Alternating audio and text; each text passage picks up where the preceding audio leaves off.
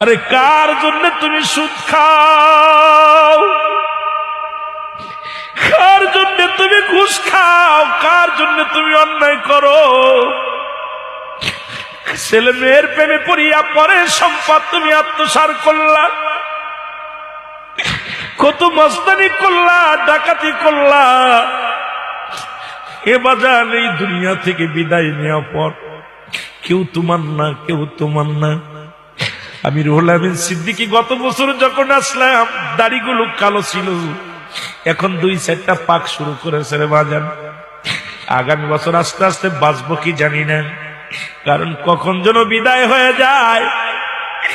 আমার লাশখানা কোথায় রাখবে রে মুসলমান? সম্পদ সঙ্গে দিবে না, বাড়ির সঙ্গে দিবে না, নারীর সঙ্গে যাবে না। এই